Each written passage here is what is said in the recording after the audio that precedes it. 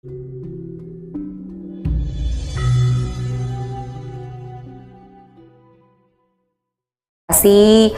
hal yang tenang-tenang. Kalau kita tenang, kalau badan kita ini tenang, pikiran kita tenang, itu apa-apa cepat masuk, nggih. Kalau kita ingin connect dengan sedulur kita, itu apa-apa kita harus tenang dulu. Makanya orang itu ojo kemerungsung, lek tiang Jawi kan ngoten nggih. Ojo kemerungsung, ojo kesusu, kan ngoten niku cara untuk connect ke sedulur kita. Nah, berarti kan sebenarnya sedulur itu akan menjadi aktif dengan sendirinya jika seseorang itu senantiasa melakukan evaluasi terhadap tindakan-tindakan negatif, sifat-sifat negatif, iri, dengki, benci, seperti itu kayaknya Isa. Sesimpel itu ya? Nggih, sesimpel niku mawon sebenarnya. Itu dihindari dulu nggih. Semakin lek wong ki kan memang yo kepengenan ki wonten nggih.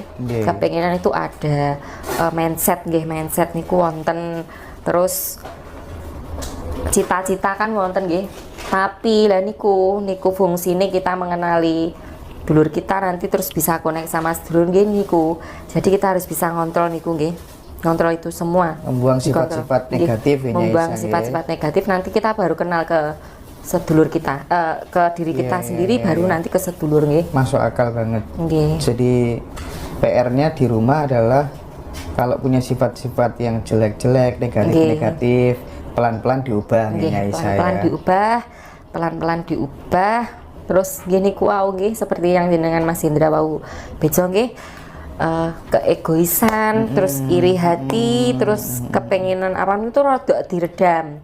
Jangan jadi orang kemrungsung ya. Paling penting niku, saya paling nggak seneng sama orang yang kemrungsung nggih. Nun sewu, teman saya ataupun anak-anak nggih, itu kalau kemrungsung biasanya saya juga ikut, soalnya barang elek ki nulari kan ngoten nggih. Nek wong kemrungsung nanti kita juga ikut kemrungsung nggih. Kalau wong apik iku mesti ketularan kan apik. Wong gawe parfum adu melu wangi, sing gawe koncone adu melu wangi. Terus ya sama seperti itu, kalau kita kemrungsung nanti yang lain juga ikut kemrungsung kan ngoten. Wonten nggih, wonten barang elek iki nulari. Wonten tontonane piyambak nggih sampun. Ada yang tanya, cara membersihkan energi negatif di rumah itu gimana Nyai Isa? Dalam cara membersihkan energi negatif di rumah. Nggih. Penting nomor satu, rumah itu harus bersih nggih. Bersih. Nggih, nuwun sewu, meskipun tempat kita niku mboten bagus nggih. Yang penting itu bersih. Nggih. Bersih terus wangi niku nggih. Harus, meskipun kita mboten kagungan tempat yang non sewu yang bagus ataupun apapun, yang penting harus utama itu apa-apa bersih, karena di agama kan mengajarkan kebersihan nggih. Niku kita harus bersih dulu, paling penting. Jadi kalau ada yang negatif, kalau tempat kita bersih kan barang-barang itu sukanya kesuker-suker, tempat-tempat yang kotor, lembab kan ngoten niku nggih. Jadi kalau ada apa-apa, kalau tempat kita itu bersih, insya Allah. Kan contohnya di berbagai macam daerah ya Mas Haji ya. Ketika kemudian tanah itu dianggap angker gitu kan, medeni wong gitu ya. Terus moro-moro dibeli sama perusahaan, dibangun dengan bangunan yang megah, ya menjadi tidak angker ya Mas. Kan sesimpel itu sebenarnya. Lampu nih padang, Nyai ya. Leres. Sebenarnya semua simpel saja nggih. Semakin didoakan nggih, rumah niku semakin didoakan, semakin nanti akan muncul aura positifnya nggih. Nanti akan muncul aura positifnya. Yang saya ambilkan dari gitu Pi, aura positifnya yang saya munculkan dari tempat itu nggih. Banyak medianya sekali, yang murah, yang gampang itu banyak sekali. Banyak sekali. Nggak usah dikasih ini kan wonten di pager do banyak, di pager siung babi sing ngene-ngene wis entek keragat kan wonten sing simpel nggih. Cara menenangkan diri gimana Nyai? Supaya kita jadi pribadi yang tenang, damai, tentrem, wonten pripun Nyai? Yaitu yang satu jangan kemrungsung. Penyakit hati kan banyak nggih, iri, dengki kan itu penyakit hati. Itu kalau kita mau ngeraito awake dhewe, mau meraba diri sendiri, ya itu caranya kita meraba. Kalau saya pribadi nggih ke meditasi, terus sering melek, maksudnya melek iki sing ono artine kan kula ngoten. Gak sembarang melek ini. Mboten. Meskipun kita nuwun sewu tidak ibaratnya mboten zikir, mboten apapun, penting yang ada artinya. Diniatkan kita iki melek marang sing kuwasa kan ngoten nggih. Semakin kita tenang, semakin kita hening. Kadang itu manusia juga gitu. Manusia itu ada saat kita itu bersosialisasi kan wonten. Terus ada saat kita itu menyendiri untuk introspeksi diri nggih. Itu kan ada. Jadi kalau saya pribadi saya lebih seneng menyendiri nggih. Itu saya lebih seneng. Pokok kalau saya sudah penat, justru saya malah penat ataupun wis budrek, saya tidak mencari tempat-tempat untuk bersenang-senang boten. Jadi saya malah ke yang alam-alam. Oh gitu. Nggih, jadi kalau boten napa-napa, boten usah kita ke alam baka. Nggih. Alam baka. Pripun nggih? Nggak harus ke tempat-tempat yang kalau saya anak-anak muda bersenang-senang, hiburan malam. Gitu silakan. Kalau saya mboten, saya lebih suka ke tempat yang gitu, yang hening, yang tenang nggih. Kalau pikiran kita tenang, itu batin, hati juga ikut tenang. Jadi kemerungsung niku mboten muncul nggih. Saya gitu. Jadi kalau saya memang wis penat, saya nggak mau ditemui orang. Wis saya tak diwiahi kan gitu. Jadi kita bisa introspeksi, keliru kuning di, salah kuning di, ngraita nggih. Ngraita awake dhewe noleh gitok ya awake dhewe-dhewe. Kan ngoten. Simpel mawon sebenarnya itu. Nah, ini kan kadang ada orangnya yang kemudian dia itu menjadi merasa ya, nggak tahu ini beneran apa enggak, merasa menjadi korban tumbal pesugihan. Nah, kan kadang kan ya ada yang bener-bener jadi, ada yang merasa jadi, kan kathah ya namanya tiang kathah. Kalau memang bener-bener menjadi korban tumbal pesugihan, cara memutusnya seperti apanya Isa? Makanya diputus sendiri pakai pikirannya bisa nggak kira-kira di rumah gitu? Ya niku wae nggih. Seperti yang saya bilang di konten awal nggih, kalau kita punya pikiran aduh, ini kok dadi kejadian ya nanti kejadian beneran. Kalau semakin kita netral, semakin alah enggak wis ya nggih mboten kan gitu nggih.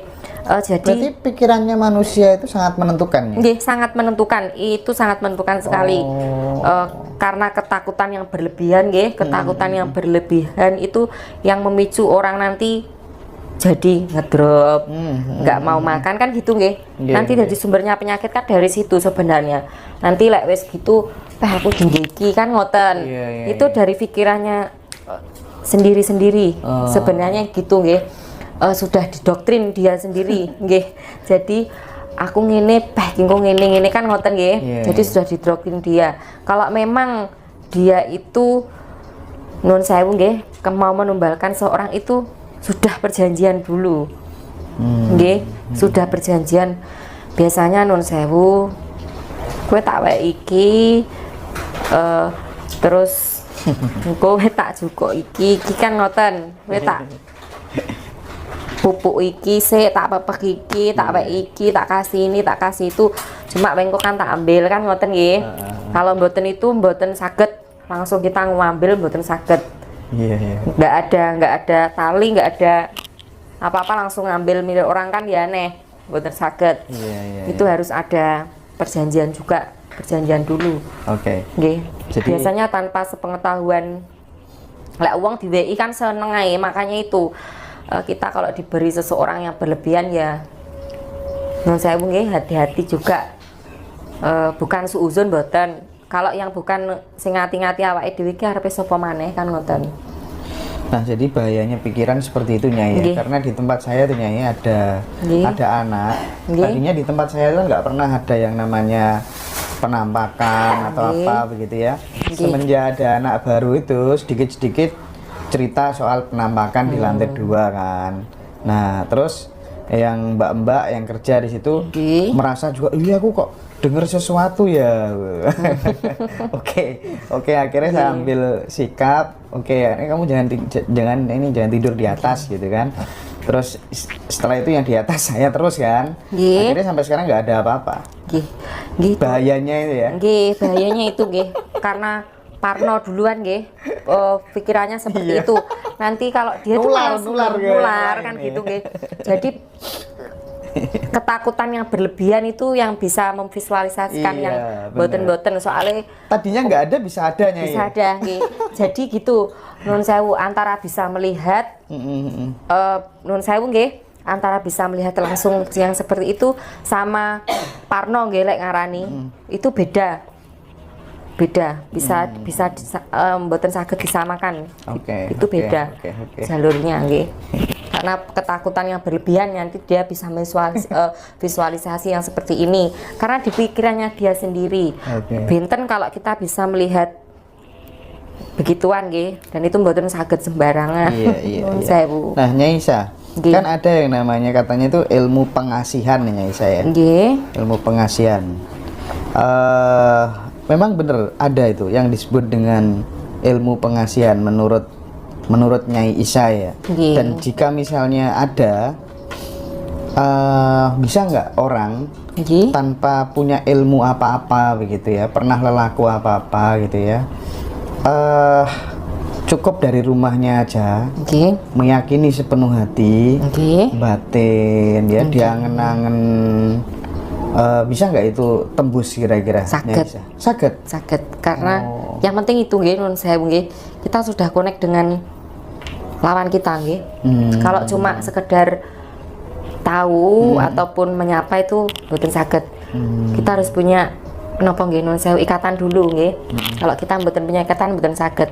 Dan harus memantaskan diri dong. Harus memantaskan diri. Orang di popo kok kon seneng biar iki kan leres zaman saiki kan sanes Siti Nurbaya karo mboten saged. Kadang bus gak masuk akal ya. Mboten masuk akal leres. Jadi kita harus juga punya pikiran yang logika yang logis itu dipakai. Nah, itu yang penting ya. Penting zaman saiki kowe duwe ya wis kan seneng kan ngoten. Tapi semuanya mboten saged diukur dari situ semua Nah, sampai di sini Nyai Isa, sebenarnya jujur ya, pernah nggak sih kan sowan ke makam-makam leluhur, tirakat, melek dalu dan lain sebagainya, pernah nggak secara kasat mata ditemui yang namanya entitas gaib, makhluk halus, jin, demit, setan, priprayangan, lansa piturute, pernah nggak sebenarnya nyata gitu? Makanya yang seperti saya bilang kalau leluhur itu nemui kita mboten purun wujud secara real, secara nyata. Cuma nopo biasanya dari auranya sudah benten sudah beda. Terus mboten mewujudkan secara real, secara visualisasinya gambarnya full gitu mboten purun kalau leluhur seperti itu. Cuma kalau barang-barang gitu itu seneng mewujudkan yang seperti aneh-aneh itu suka barang gitu itu. Soalnya nun saya di tempat yang seperti itu banyak di sekeliling kita, makanya kita tujuannya ke situ apa kita harus paham, mboten saged sembarangan. Yo engko lek sing dilunturune kowe nang gini arah sing genah lek mboten kan sulit Jadi kalau saya seperti itu lebih baik saya diam. Kalau menurut saya bisa gambar nopo kelihatan leluhur itu lebih baik saya diam karena nun sewu sebelum piyambak rawuh niku kerasanya hawa terus nopo energinya itu benten sekali, beda sekali. Jadi piyambaknya sudah dan saya kalau tirakat kemana pun nggak langsung berangkat, saya cari hari dulu nun sewu gitu ya. Saya cari hari dulu terus nun sewu biasanya saya lihat di rumah dulu di tempat saged kesana nopo mboten kan ngoten. Jadi kalau disemangatkan ke saya berangkat, kalau mboten. Saya nggak mau dipaksa orangnya. Nah, kalau kemudian ada orang yang memberikan laku tirakat kepada muridnya untuk bisa menyaksikan makhluk halus secara kasat mata, Nyai Isa percaya nggak? Itu nun sewu itu Karena seperti yang saya bilang nggih, orang itu diberi anugerah masing-masing nggih. Ada yang bisa dari terah keturunan dari lahir sudah diwisi niku sudah kan nggak bisa berarti semua orang bisa meratakan ya mboten saged, mboten saged. Jadi kue tak buka moto batinmu kue ini mboten saged. Nun sewu nggih. Niku nun sewu sangat mboten saged. Gimana bisa komunikasi sama Nyai Isa? Ketik aja loh alamatnya Nyai Isa di YouTube, nanti lah muncul. Kayangan tempat saya. Pokok itu ke tempat saya jangan kemerungsung. Saya nggak mau nggarap orang yang kemerungsung. Ingat-ingat ya teman-teman. Sangat. Nah Nyai Isa, Nggih. supaya kita tidak sakit hati saat dibenci, dicaci maki, dirasani, dielek-elek, nopo resepnya? Jadi ku makanan saya niku. Oh gitu ya? Sering ya? Iku panganan kula. Ada sing ngeten nggih. Ya seperti santai tapi ya. Santai pol. Gak ngefek ya? Mboten. Oke. Yang baik saya pakai, yang jelek saya buang kan gitu. Jadi saya filosofinya gini. Aku urip. Aku urip. Lahirku ke individu, maksudnya ditokne iki ibaratnya dhewe, gak nggawe kain, gak nggawe apa-apa kan ngoten nggih. Nanti kita mati pun juga sendiri. Jadi wis aku karo Gusti Allah. Wis aku penting bangun tidur aku enek Gusti Allah. Arep turu aku enek Gusti Allah, bapak ibuku udah selesai. Jadi omongan orang itu setiap manusia itu punya hak untuk berbicara masing-masing, nggih. Netizen ya yang ngarani nggih itu berbicara itu silakan, itu haknya masing-masing. Cuma yang baik saya dengarkan, yang jelek saya buangkan gitu, simple saja. Biar kita mboten kagungan lorati, mboten panas hati nggih, mboten yang macem-macem. Jadi wis gitu saja, yang masuk kita, yang baik kita pakai, yang jelek kita tinggal. Udah enteng gitu saja. Ya? Enteng. Mau kita kemanapun bebas, fun kan ngoten nggih.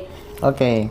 Pertanyaan Gitu selanjutnya, apakah sifat-sifat iri, dengki, ya, semacam itu bisa menimbulkan penyakitnya? Nggih, leres.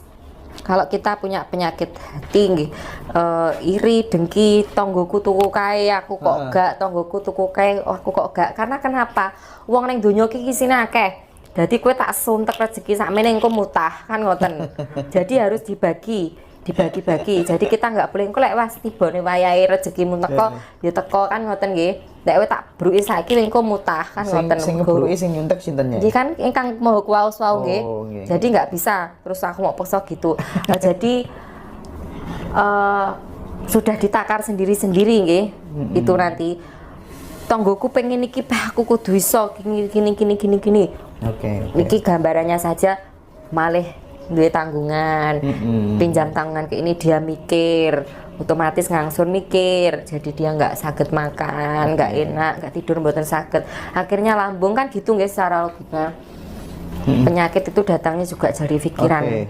Penyakit datangnya dari pikirannya sendiri. Leres niku. Pikiran muelek terus ya loro-loronan. Nggih, loro-loronan. Wis uripe nyuwan, tae penak kan ngoten. Tapi nyata loh. Kadang ya kalau kita lihat ya orang tua tanya ya, delok anake wis golek duit angel, pegatan sisan, dia cepet mati. Ada tuh orang tua yang, waduh, sampai matanya itu nggak bisa lihatnya. Tapi punya semangat hidup yang luar biasa. Mereka delok anak-anaknya berhasil, sukses. Loh itu fakta loh ya? Leres. Fakta. Pikiran berarti Nyai. Pikiran, nopo-nopo saking pikiran juga. Oke. Kita lanjutkan teman-teman. Ini curhatannya teman saya. Ketika tidur tuh sering mimpi buruk Nyai. Nah, gimana Nyai biar menghindari mimpi buruk itu? Nah niku nggih, karena kedoktrin pikiranmu itu pikirannya sendiri, kedoktrin pikirannya yang biasanya orang-orang seperti itu nun saya sangat selalu mimpi buruk ataupun apa itu kedoktrin di pikirannya sendiri. Kalau kita nopo kita bukan seuzon sama orang itu mboten, cuma harus berhati-hati kan ngoten harus berhati-hati. Jadi kalau kita doktrinnya setiap orang itu jelek mawon ngoten niku akhirnya selalu ke bawah sampai ke alam bawah sadar, ke alam tidur itu sakit ke bawah niku